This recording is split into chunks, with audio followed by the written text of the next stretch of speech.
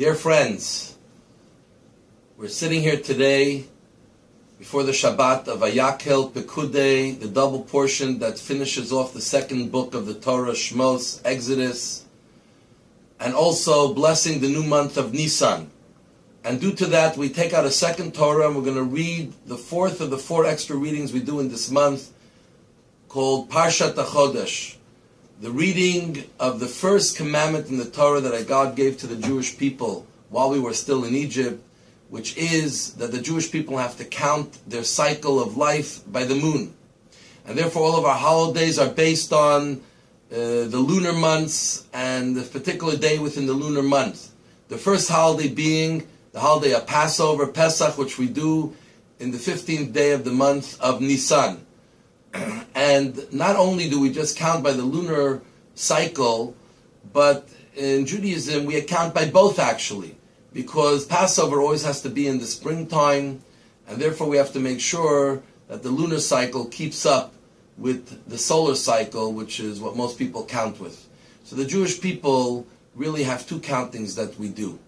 On one hand, our new year starts in Rosh Hashanah. On the other hand, the first of the months begins in Nisan with our new counting.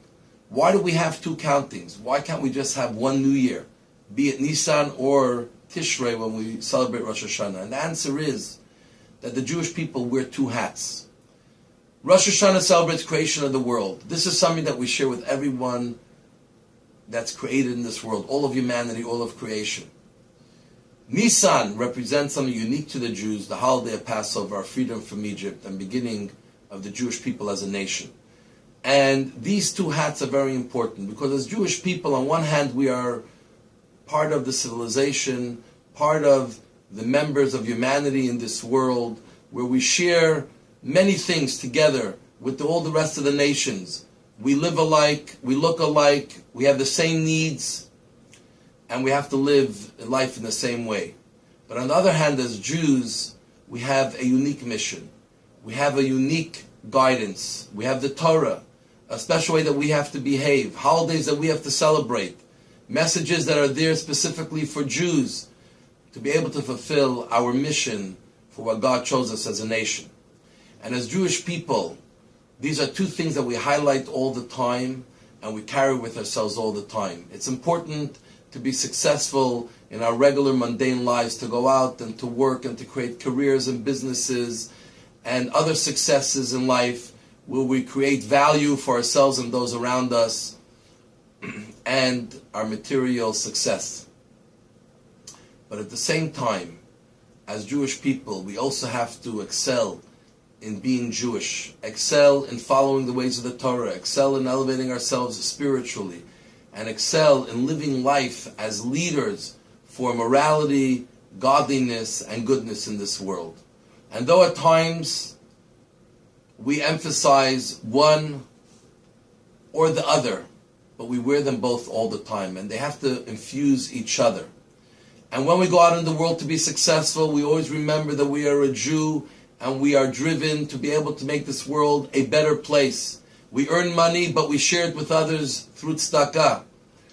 We know something, but we share it with the rest of the people to give them the same knowledge and the same drive and passion for all the things that we have learned and we know. And at the same time, when we celebrate spiritual things, we're going to Passover, Shabbat, we do it with beautiful meals, with very mundane, materialistic things as well. Because in our lives, we learn to blend both together.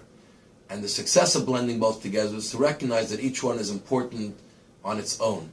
And that's why we have two heads of a year, Rosh Hashanah and Rosh Chodesh, the months. And this is the message for all of us, how we have to work extra hard to not only succeed in one avenue of our life, to be successful materially, to build a beautiful home, a nice family, and success in our careers, but also we have to learn to be successful spiritually, to grow and develop our character, to infinitely develop our ability to think about others, become more selfless, become more caring for others, to try to reach greater heights and make no glass ceiling to how high we can attain in terms of our knowledge, our feelings, and our connection to each other and to God. And I want to wish you all a great Shabbos, that this Shabbos, as we usher in the month of Nisan, should be a month of miracles, to be able to live our life on a miraculous level, to inculcate both of these aspects in our life constantly. And therefore, when we celebrate Passover, the birth of our nationhood, we will be there to continue to lead the world to become the better, beautiful place that God had desired it to be, and that we're capable of making it. And I want to wish you a Shabbat Shalom. Candlelighting for those in Montreal are 6:54 p.m. This week, Tuesday, is Rosh Chodesh, the beginning of the month of Nisan. If you're in Montreal, I want to implore you to join our Rosh Chodesh 100, where we look to start the month with a minyan of 100 people, to start the month in a strong way for every one of us, to bring the blessings that this month has for us, our families, our entire community, the Jews in Israel and around the world, and all of humanity. Shabbat Shalom.